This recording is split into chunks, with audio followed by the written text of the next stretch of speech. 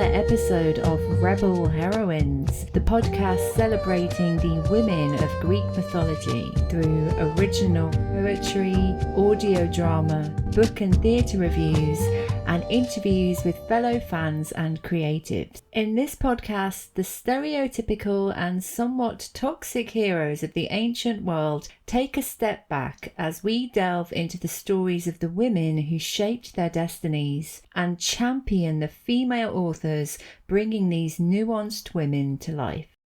Now, I love the heroes of Greek myth too. I mean, what's not to love about Agamemnon turning up back home after 10 years, throwing his weight around Troy without actually doing any full-on fighting, I think, and saying to his wife, "Hey Clytie, this is my new mistress Cassandra and some kids we had along the way. Show them to the best bedroom when you're done running me a bath." And that little incident where I slaughtered our daughter so we could sail to Troy, we're all cool about that now, yeah? "Sure, hubby, we're cool. Stabby, stabby, stab, stab." Couldn't have happened to a nicer meathead, in my opinion. Hilarious. While we're on the subject, I've just finished reading Clytemnestra by Costanza Casati, a book which I will be reviewing more deeply when Clytemnestra gets her own episode, but just wanted to say at this point, it's the best exploration of Clytemnestra I've ever read. Very nuanced, well-rounded version of a complex woman that you totally empathise with, though she's by no means perfect. It's one of those books that's the reason I made this podcast. The Greek myths, as rich as they are full of women getting raped, beaten, murdered, broken into submission. But because there are so many versions of the same myths, there's room to fill the gaps between with the potential that these pivotal women have, both as individuals and symbols, through the modern lens, through feminist agency. And that's why I've actually put together a list of all the Greek myth retellings I know of written by women and have added the link to the show notes. And feel free to add any that aren't on there that you would like to recommend. There's only a few I haven't read yet, and I think it's safe to say nowadays that this branch of historical mythology fiction by women has become a genre in its own right. I think there was an article in The Standard recently about that very thing, how Greek myths have had this resurgence over the years that just seems to be getting bigger. And long may it reign. And I hope to add to this genre myself in the future, but more about that later. Before we get into this episode, I just wanted to do a callback to the previous episode via another new novel I've discovered that's just come out about Perseus, but told from the perspective of his mother Danae, his wife Andromeda, and Medusa. It's called Shadow of Perseus by Heywood. I'm excited to read it. I'll let you know how I get on. So, it's a sunny April afternoon. Spring has sprung, and this episode is all about Persephone, the goddess of spring, the queen of the underworld. She's got a lot of potent stuff going on, and she's also wrapped up in the myths surrounding her mother, Demeter, goddess of the harvest. So let's explore Demeter first. Demeter is first generation, pulled out of Kronos' mouth by her big bro Zeus, and after thrashing the Titans with her siblings, she takes on the role of goddess of the harvest. She basically takes on the mantle of Gaia and Rhea in terms of being a symbol of Mother Earth. She does get pushed to the side up against the holy trinity of Hera, Athena and Aphrodite, but I'd argue she's got the most important job, because if these humans don't eat, they starve and then they can't be worshipping no one. Demeter taught humans how to grow stuff, and she was considered a generous, bountiful maternal goddess, And this role of her as mother is integral to the Persephone myth on a macro as well as micro level, because Persephone's fate has a massive impact on mankind, both alive and dead. Ooh, she's got layers. So Persephone is the daughter of Demeter and, yeah, him again, Zeus.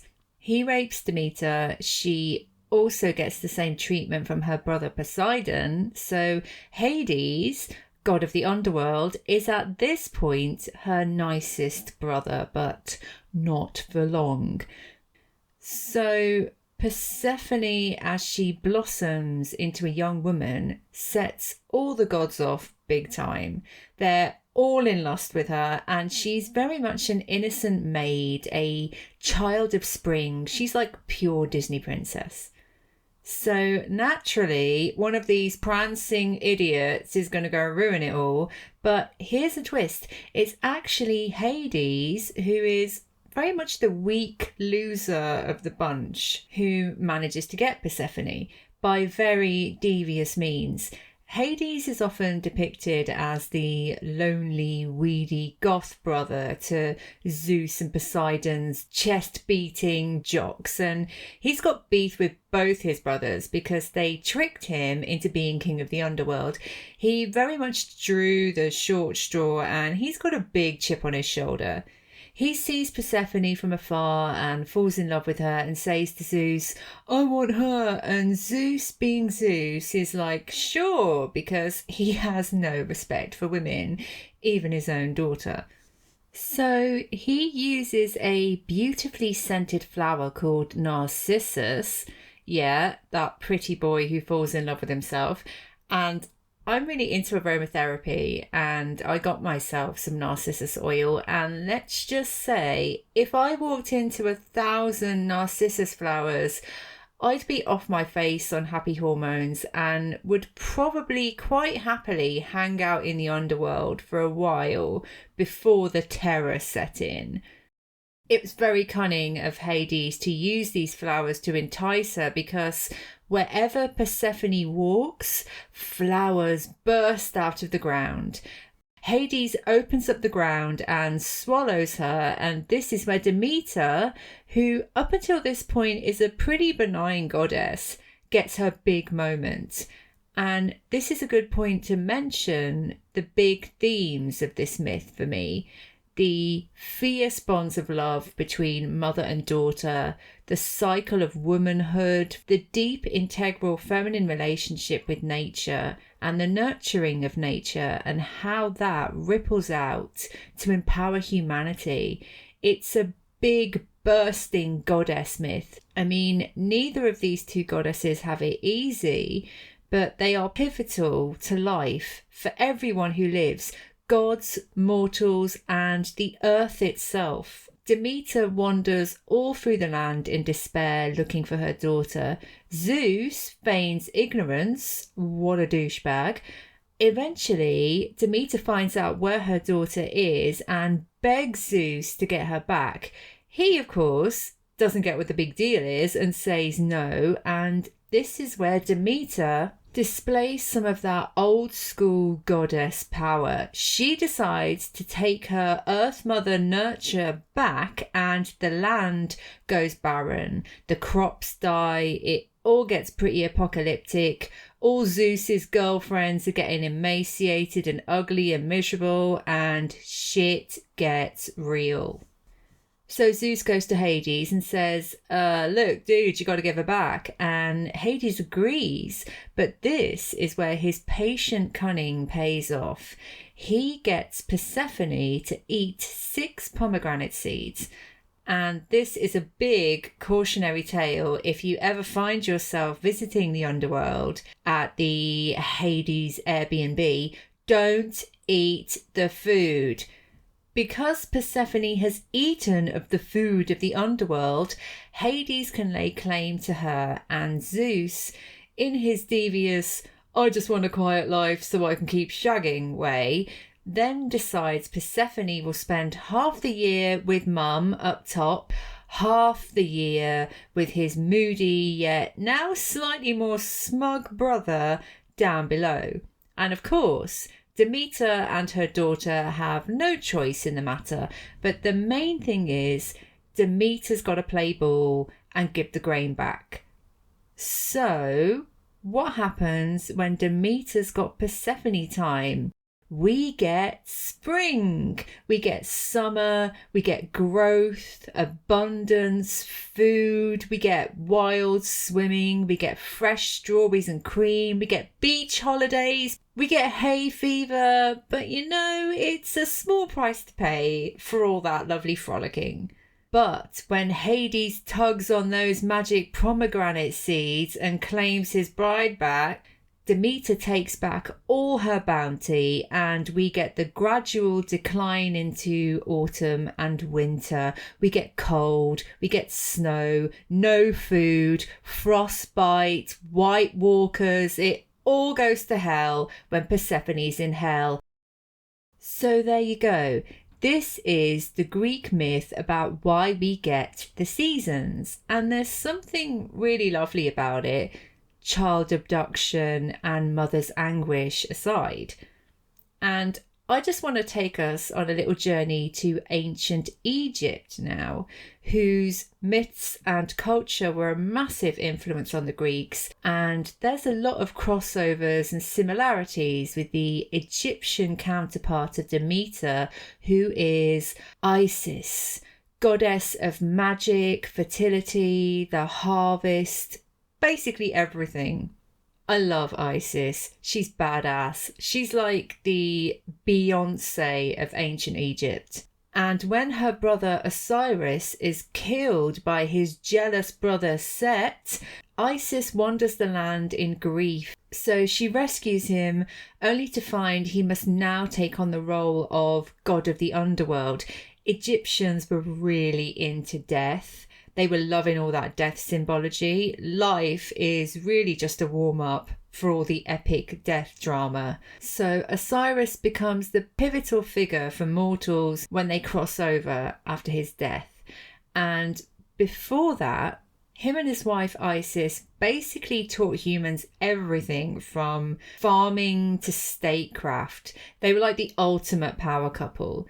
And it's interesting that by the time we get to the Greek myths, Demeter's symbolic status is quite different to her Egyptian counterpart in terms of her still having to be subservient to Zeus, despite the importance of her role. And Isis and Demeter both had mystery cults that were very prominent right through to ancient Rome and beyond. And I just want to read you a passage from a great book called Becoming a Garment of Isis by Naomi Ozaniec, I think is how you say that. And it's about some of the rituals around the mystery cult of Demeter, where for 9 days initiates would reenact Demeter's search for her daughter. The preparatory stage is marked by rituals of purification, crossing from the mundane sphere of life into the sacred. Within the psycho-spiritual sanctuary, the participants become identified with the central saving figure by entering into the passion and sharing the same journey. In this manner, the central revelation was not an intellectual experience, but an epiphany made meaningful in the charged and shared atmosphere of sacred pilgrimage.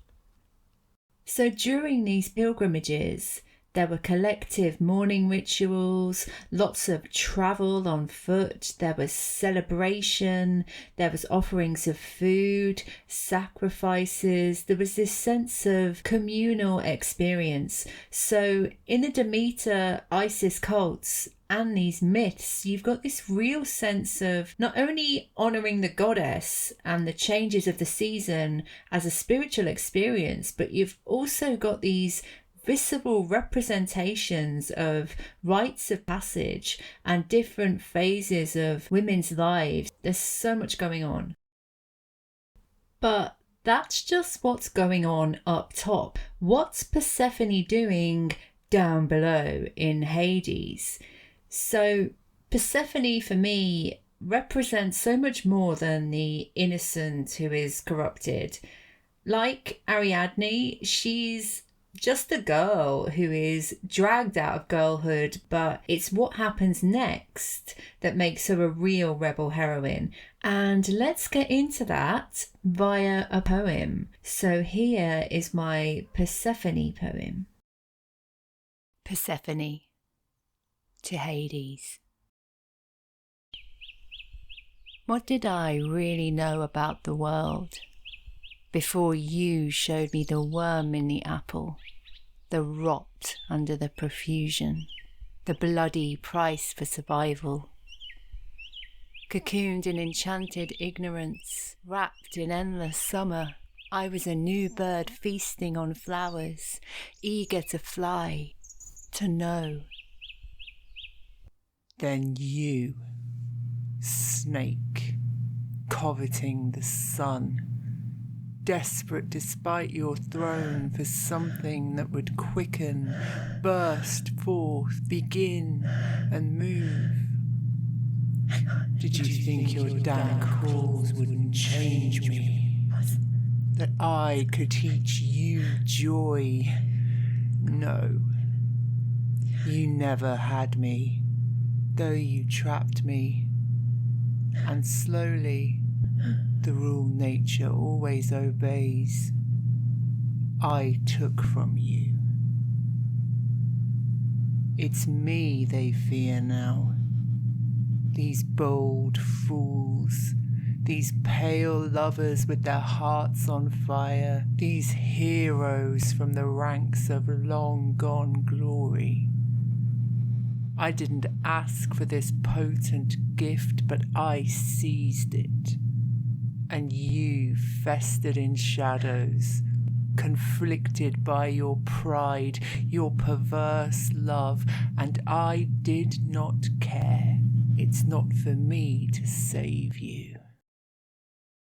Thank you for the sting of your wisdom, the wrenching from half into whole, the power to tread between two worlds, the shining goddess of summer, the dread queen of hell.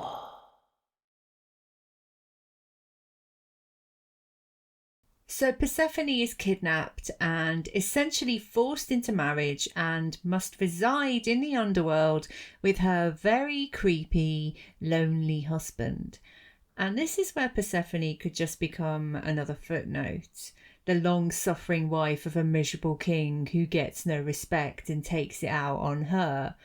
However, in a lot of the myths, after Persephone is entrenched in the underworld, she becomes this prominent figure in the land of the dead.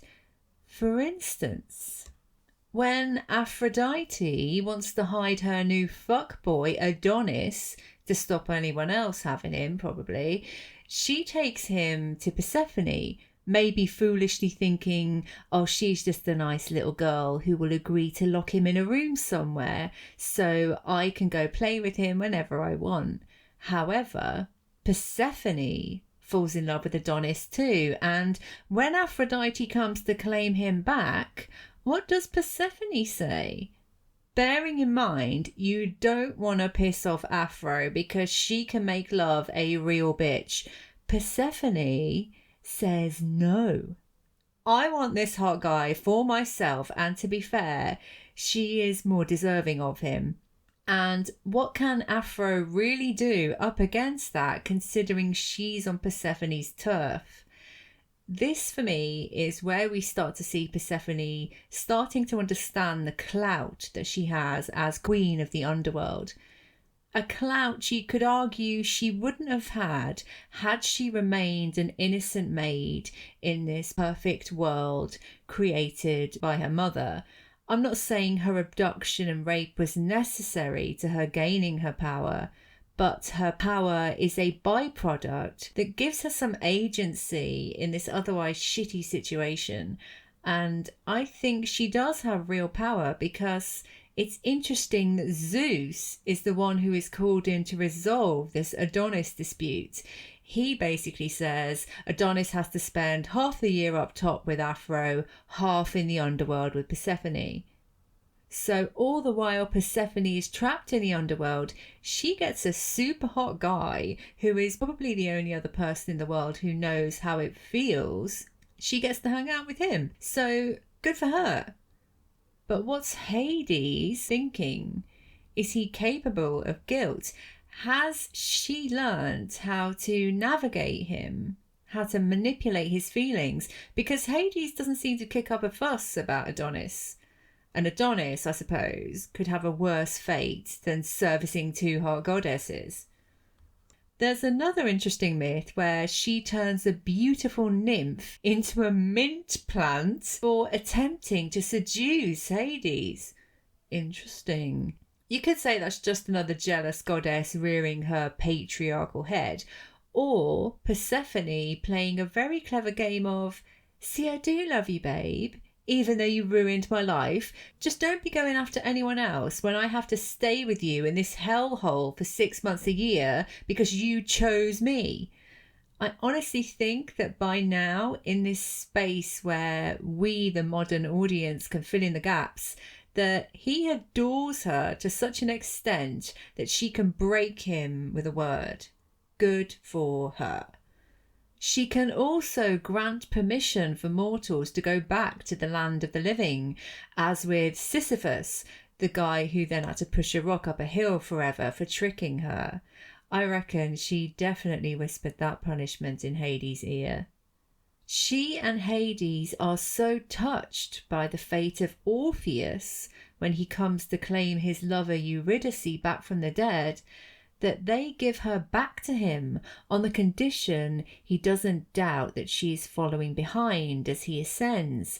Naturally, that doesn't turn out well, but it does throw up this image of Persephone and Hades finding common emotional ground. Or is she pulling Hades' obvious fragile loneliness and inferiority complex strings to help these mortals she feels an affinity with? Either way, they've become this power couple. It's an interesting perspective to speculate on, that in these myths, Hades seems to still be so smitten with his wife that she can get him to do anything. She remains coveted by others, however, and even foolish mortal heroes risk their immortal souls to enter the underworld and try and steal her. A very satisfying example of some of her husband's cunning rubbing off on her is when she gives Psyche, a slave to Aphrodite, who is keeping Psyche from her husband, Aphrodite's son Eros, what she thinks is some of Persephone's beauty in a box, which Aphrodite covets, because that grudge over Adonis is still brewing. It turns out to be a box of everlasting slumber. Nice one, Persephone. Giving that little warning to the oldest goddess in the pantheon. Hey, I'm a big girl now, Aphro. Get your own beauty box. Another really interesting myth about Persephone is from Orpheism, another mystery cult religion that came out of Greece, where Persephone, by Zeus, is the mother of Dionysus. We know I love Dionysus by now. I always manage to shove him in there somewhere. And what I find fascinating about this myth is that in making Persephone his mother, it throws up how similar they are.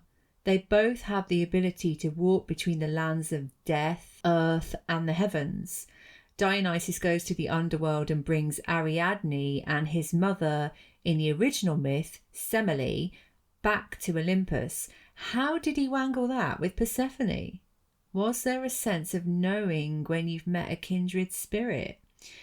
I recommend looking into Orpheism if you're interested in ancient mystery cults, because at its crux, it seems to be a lot about discovering your own divinity through the medium of getting drunk and shagging. And there's also some very clear parallels between Orpheism and Catholicism. Back to Persephone resonating with Dionysus, she is spring, life, she is innocence, she is also death, the shadow self, the end of innocence. He is the twice born, he's a great liberator, he brings joy, he also brings anarchy and madness. They both have this affinity with the earth, with Mother Nature, how it can sometimes give, how it can sometimes take away. I think they would have made a potent power couple in a different myth, which brings me to another story about Dionysus that I'm working on, that I'm going to tell you about in a future episode, in which Persephone features, albeit indirectly, because taking centre stage is my favourite Greek goddess. Ooh, Lorna, who's your favourite goddess, I hear you ask? It's a surprise. And just so you know, it's none of the ones I've mentioned so far. So, Persephone and Demeter to me are two incredibly important goddesses in the pantheon and in the world of ancient myth and culture, because yes, they are treated awfully by men and they only have so much power to throw back at them, but what power? The power to starve the land, to make the land flourish, the power to decide if you can leave the underworld or if you are damned forever. Don't piss Persephone off because she's only got a whisper in her husband's ear and you're damned, my friend. Between them, Persephone and Demeter literally have power over life and death. And I just want to take this symbology further. I've been on a really interesting journey over the past few years, tapping into the divine feminine, goddess energy, healing my relationship with my sexuality, with my body, with the fallout of my sexual repression and the reclaiming of my sensual self. And a massive part of my newfound sense of empowerment around these issues has been influenced by my relationship with these rebel heroines of Greek myth and their counterparts. Persephone and Demeter cover the whole of a woman's life cycle between them. You have the maid, the mother, you have them both growing into crone wisdom. They both acquire this through their relationship with each other, with the environments they inhabit, the volatile men they have to navigate, and also, they touch on the forgotten archetype of the triple goddess tradition, the enchantress. She comes into play, I think, when Persephone learns how to enchant her captor and through that softens him and maybe even finds something to pity, something to love in him. There are various spiritual, feminist, modern retellings of this myth that are quite different, where Persephone's birth is consensual because Demeter wants a child, where Persephone feels her mother's love is smothering and falls in love with this romantic outsider version of Hades, and he's all, oh, she's the light to my darkness, man. She goes with Hades of her own free will. Demeter demands her back, but Persephone eats the pomegranate seeds knowing it will tie her to the underworld. On one hand, in these versions, I think she has more agency and plays out natural teenage rebellion. On the other hand, I think there's empowerment to be found in the original myth as it is. I don't think Hades needs to be a romantic figure that she redeems. That kind of lets him off too easily. It's all a bit too Twilight, Beauty and the Beast for me to read it that way. And by making him this kind of tragic, romantic, lonely, sexy figure, it makes it all about him. What about Persephone? What does she want?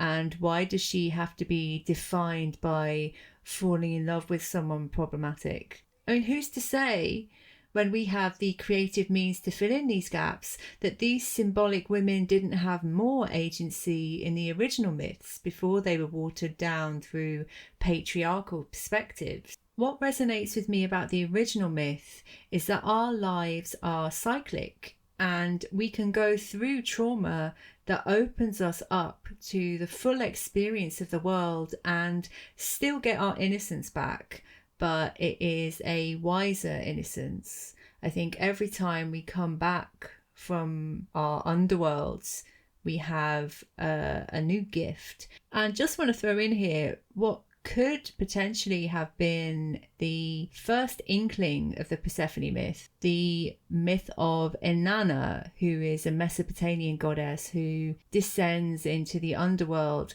and comes out changed. So that's another little throwback to an older version of this myth, where the central goddess has a lot more agency and a lot of shameless sexual potency. Definitely check Inanna out. There is a new novel about the Demeter Persephone myth coming out this month called No Season But Summer by Matilda Leyser, which from the blurb seems to be modernising this myth in terms of looking at climate change, which I think is very interesting and, quite timely. I'm looking forward to that and will no doubt review it in a future episode. Because the modern relevance of these rebel heroine mother-daughter goddesses for me is that they flag up what we've lost through the dominance of patriarchal structures on the natural world. We very much over the centuries buried the goddess under greed, under logic, under this need to consume and destroy, and as a result, the world is a mess. We need balance. The earth needs us to give back and stop taking. And there are very real consequences that weren't even an issue when these myths were being created. And stuff in this myth that is eerily relevant to modern times. Mother Earth will bite back. She will find a way to redress the balance, and our heavy reliance on the old systems and structures of toxic masculinity, they won't help us, So in that vein, here's a beautiful poem by Carol Ann Duffy from a fantastic poetry collection called The World's Wife. In this book, we get to hear the wife's side of the story from various figures throughout history and culture. There's a lot of Greek myth ones in there, such as Mrs. Midas and Eurydice, Medusa, Circe. And then there's also wives like Mrs. Lazarus, Mrs. Aesop, Mrs. Herod. It's a great book. And interestingly, the last poem in the collection is in the voice of Demeter. Yet, whose wife is she? She isn't addressing a particular husband. I was confused at first, then I realised she is the world's wife. She is Earth's wife, and she doesn't need a husband to protect her or define her. She protects the earth, and we need to protect her. Here's the poem. Where I lived, winter and hard earth, I sat in my cold stone room, choosing tough words, granite, flint, to break the ice, my broken heart. I tried that, but it skimmed flat over the frozen lake. She came from a long, long way, but I saw her at last, walking, my daughter, my girl, across the fields in bare feet, bringing all spring's flowers to her mother's house. I swear the air softened and warmed as she moved, the blue sky smiling, none too soon, with the small shy mouth of a new moon. I just want to end this episode with a book recommendation that might seem a bit left field, but actually ties in very well with all this talk about the divine feminine and natural cycles. So there's a lot of great books around nowadays about how to get more in tune with your menstrual cycle and how it can actually be an integral part of your well-being, your sense of inner power, your creativity. And one of the ways you can do this is by seeing its cyclical energies in terms of the seasons. So when your bleed is done, you come into your spring, this state of rebirth, renewal, potential. In the second week, your summer, it's that active period of exploring what you've created by putting it out in the world. Your autumn week is where you start to withdraw more, take stock of what you want to keep, what you want to get rid of. And your winter, like your bleed week, is where you slow down, retreat, honour your energy, and let go of everything that no longer serves you. And I think this is a really helpful and empowering way of looking at something that has a lot of baggage around it and yet is so fundamental to the female experience. It's a way of taking power back, I think, to find a way to see your cycle as a gift, a symbol of your divine feminine, rather than this necessary evil, which gives the world this right to see women on their periods as less than, as unreliable, as overtly emotional and irrational. And a book that ties myth and fairy tale archetypes into these ideas is The Red Moon by Miranda Gray. She explores how innocence through adversity grows into wisdom, power, albeit a more feminine, intuitive power. So yeah, it's a bit of a different slant on what the podcast's been talking about so far, but still very relevant, I hope. I just want to finish up this episode with a poem I wrote called Goddess, as it features Persephone, Isis, Inanna, and some other goddesses from the pantheon, and goddesses in general. And just remember the natural world underneath this modern industrial one and the fruits that you can grow from it. We are the magic cunning of Mother Isis. We are Pele's erupting rage when you take from us that which isn't yours.